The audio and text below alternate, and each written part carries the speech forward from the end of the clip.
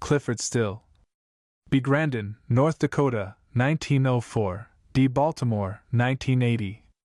A pioneering abstract expressionist, in the mid-1940s Clyfford Still became one of the first artists of the New York school to paint on a large, heroic scale, and one of the first to ignore representational subject matter. Still's work married the two strands of abstract expressionism. Like the color field painters, he was concerned with the emotive power of color. Like the action painters, he was interested in the expressive possibilities of brushwork, typically using a heavily loaded brush to create jagged, impasto forms. In the early 1950s, Still severed ties with commercial galleries and worked in increasing isolation.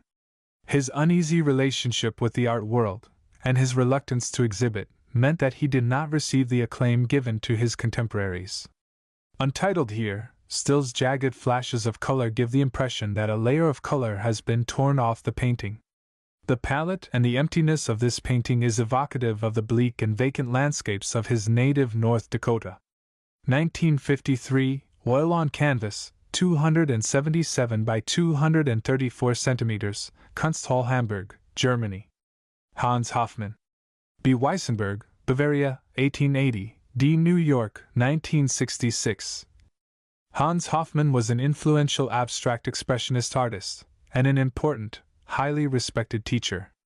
Trained in Munich and Paris, Hofmann emigrated to America in 1930, and ran an art school in New York from 1934 to 1958. There, he taught many of the younger abstract expressionists, including Lee Krasner and Helen Frankenthaler. The degree of contact he had with European artists was rare and much valued among the New York school. Hofmann developed a highly distinctive form of abstraction, based on patches of vivid color. The dense surfaces, which were often vigorously and impulsively painted, linked his work to the action painters, yet his painting was closer to the color field painters. He sought to create a tension between the flatness of an abstract painting and the illusion of depth in a representational painting. The result, he declared, was a pictorial space that was alive, dynamic, fluctuating, and ambiguously dominated by forces and counter-forces.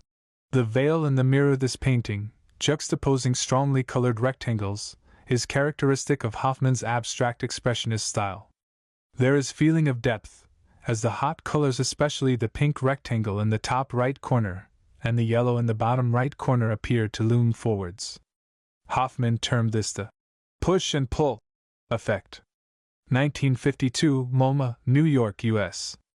David Smith. B. Decatur, Indiana, 1906. D. near Bennington, Vermont, 1965. David Smith is regarded as America's greatest post-war sculptor. The son of an engineer, he sculpted by welding iron and steel, marrying these modern American industrial materials with the aesthetic developments of the leading European avant-garde artists. Smith trained as a painter but turned to sculpture in the 1930s after seeing Picasso's and Julio Gonzalez's welded metal pieces. By Arnold in 1940, he found the perfect place to work at Bolton Landing in Newman, the Adirondack Mountains, upstate New York.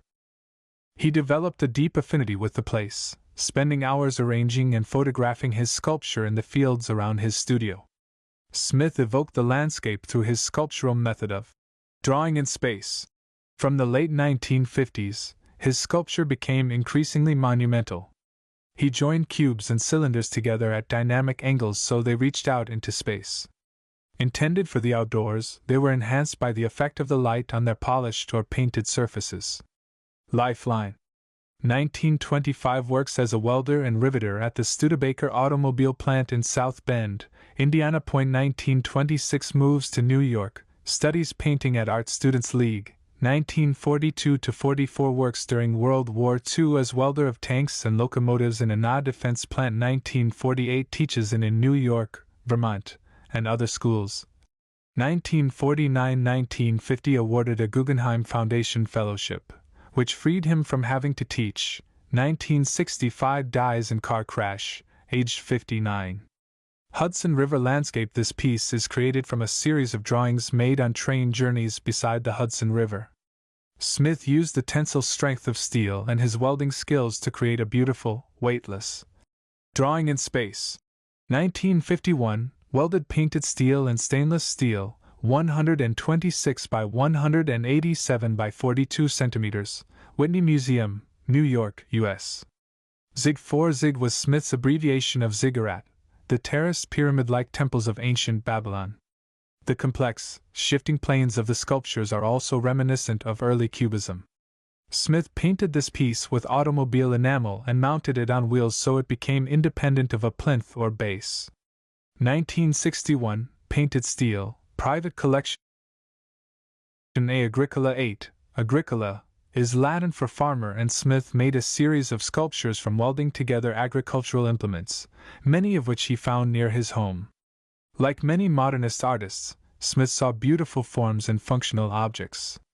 1952, Bronze and Steel, Painted Brown, Private Collection.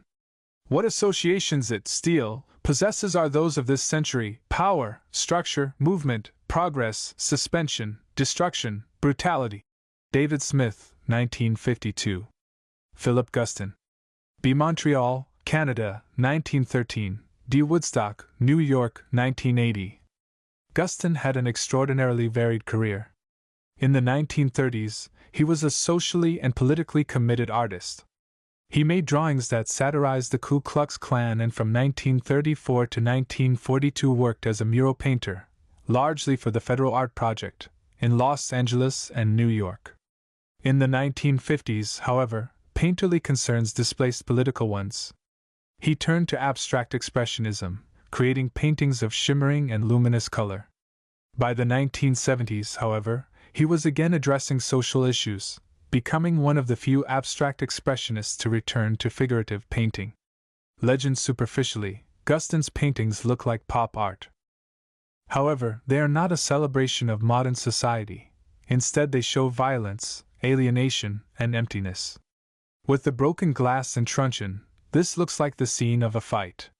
1977, Oil on Canvas, 175 by 200 centimeters, Museum of Fine Arts, Houston, Texas, U.S. Ad. Reinhardt. B. Buffalo, 1913. D. New York, 1967.